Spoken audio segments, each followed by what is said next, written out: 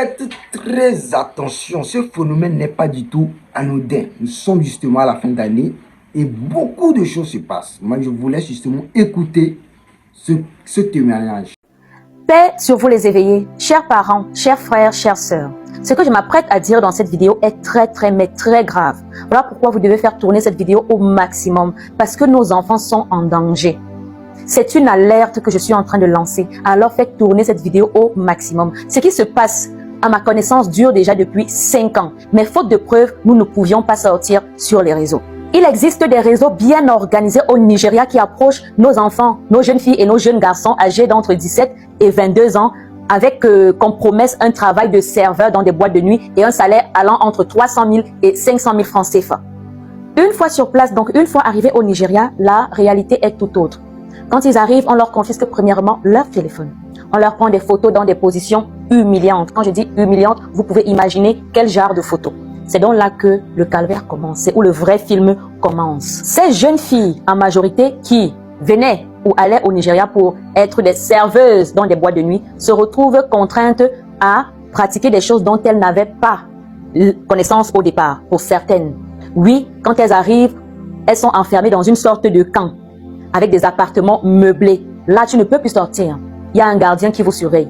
On vient vous chercher seulement la nuit pour vous amener chez le clic-clic. Quand le clic-clic finit avec toi, on vient te redéposer. Vous n'avez pas le droit de sortir. On leur fait consommer des substances. Voilà. Ensuite, on les amène chez des marabouts pour signer des soi-disant pactes de confidentialité. Parce que si tu parles, on te dit que tu es contraint ou tu avais signé un pacte. Donc, si demain tu veux parler, tu deviens maboule. Et pour certains, c'est le cas. Certains aujourd'hui ont perdu la boule.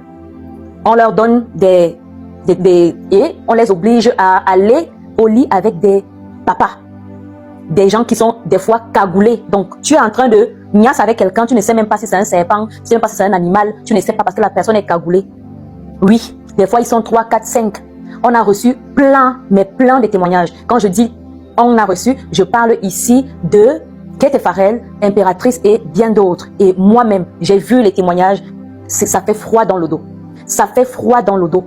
Et les gens qui sont derrière cela, en partie parce que c'est un groupe, c'est vraiment des gens qui sont bien organisés. Il y a plusieurs noms qui sont sortis. Donc le nom de ce couple-là, Choco et Priska Lanaza, qui vont au Cameroun prendre ces jeunes enfants et les ramènent au Nigeria.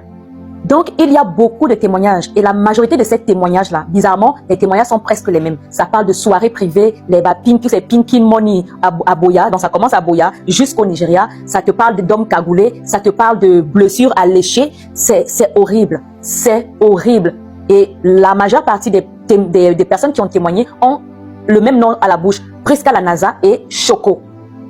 Priska Lanaza et Choco, et ils sont ici sur TikTok. Donc vraiment, chers parents, nous devons relayer cette information-là. C'est vrai que le Cameroun est ce qu'il est, l'Afrique est ce qu'elle est, mais à un moment, nous devons dire stop à ce genre de pratique en BIC 2025. On fait encore ce genre de trafic où quelqu'un va prendre les enfants des gens, elle les amène au Nigeria et commence à les utiliser comme ça. Et je vois des gens sur les panels qui essayent de raisonner et de donner la parole à cette personne. Alors qu'il y a des enfants, des petites filles qui pleurent. Il y a plusieurs noms qui sont sortis, dont une qu'on appelle où c'est Étoile de mer, qui serait en couple avec Claudio Njala. C'est des histoires, mais vraiment qui font froid dans le dos.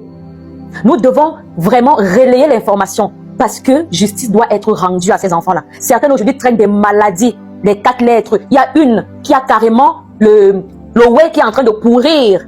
C'est en train de pourrir jusqu'à les tumbos sortent. Oui, parce qu'elle dit qu'il y a 4 personnes qui sont passées, elles ne voyaient pas leur visage. Qu'est-ce qui nous dit que ce ne sont pas les trucs qu'on voit souvent dans les films des Nadja? D'autres, on m'a amené chez le marabout. Après le marabout, j'ai commencé à être flou. On ne me voit plus. Je suis comme si j'avais le quart face sur le corps. Il y a une même qui vit carrément chez un imam. Tellement elle a failli perdre sa life. C'est tellement grave. D'autres nous disent que Priska Lanaza a carrément une calebasse où les petites filles qui sont chez elle ou dans sa maison c'est une big mama qui a des enfants, des filles qui travaillent pour elle, elle vous fait laver vos parties là. Vous lavez, elle prend l'eau là et pas mettre sous son lit. Si ce n'est pas la sorcellerie, ça c'est quoi? C'est très grave. C'est vraiment grave. Donc, relayons l'information. Partageons ces informations-là parce qu'il y a d'autres vidéos comme ça. Ceux qui peuvent faire des vidéos, faites des vidéos, lancez des panels. Que Zumento prenne ce problème-là. Et ces petites, certaines sont prêtes à témoigner si elles sont protégées parce qu'elles ont peur. Elles ont peur. Il y a une actuellement, elle a Messa, si elle a enchaîné, ça fait 4 mois qu'elle est revenue au pays, elle a enchaîné parce qu'elle a perdu la tête. C'est grave. C'est grave. Allah, je n'ai plus de mots, je suis dépassé par ce témoignage. C'est vraiment quelque chose qui touche beaucoup nos sœurs et nos frères, surtout les filles. Et je pense qu'il faut vraiment sensibiliser, en parler, diffuser. Déjà, il faut mettre pause à cette vidéo et il faut la partager, il faut la partager parce que là, tu vas sauver des milliers de personnes et ça sera quelque chose de très salutaire. Fais-le, fais-le, c'est pour sauver ton proche, ton camarade, ta camarade, peut-être ta soeur, ta tante et tout ça. C'est très important. Moi, je voulais vraiment relever un fait très important, c'est le fait de donner trop la parole ou ça, la visibilité à ces individus dont la dame vient de citer, qui sont vraiment sur TikTok et on les laisse s'exprimer comme de rien n'était. Il y a des plus jeunes qui suivent cela et cela peut impacter quoi qu'on dise directement à ces personnes. Et moi, c'est quelque chose vraiment que je déplore. Il faut vraiment que nous fassions, comment dit-on, la propagande. Nous devons mettre les bonnes manières ou bien les comportements qui sont civiques, les comportements responsables en avant, que de mettre ce genre de trucs-là en avant. Voilà pourquoi moi, il t'a mis justement de partager. Si tu ne partages pas justement, c'est parce que tu es aussi de l'autre camp. Et tu veux vraiment que eux, leur action puisse vraiment se propager. Et je pense que c'est quelque chose que nous devons mettre fin à ça. Il faut diffuser l'information pour sauver des gens. Moi, je pense que c'est ça vraiment qui est important. Hein? Les filles, vous aussi, commencez par vous responsabiliser quelque part et faites très attention à tous ceux qui viennent vous proposer des choses en fin d'année où nous sommes là. Il y a beaucoup de pièges. Ce n'est pas seulement à la fin d'année, ça peut être aussi au cours de l'année. Faites beaucoup attention aux propositions, surtout les histoires d'exil, aller quelque part pour se chercher. Comment on appelle ça? Ils appellent ça, chez nous ici, ils appellent ça aller en aventure. Voilà. Il faut vraiment faire attention à qui vous suivez. Il y a même, je pense, quelqu'un de la famille chez moi. Ils sont deux, le petit frère et le frère sont partis dans une aventure comme ça. On ne les voit plus, on n'a plus de leurs nouvelles. Et bon, vous comprenez.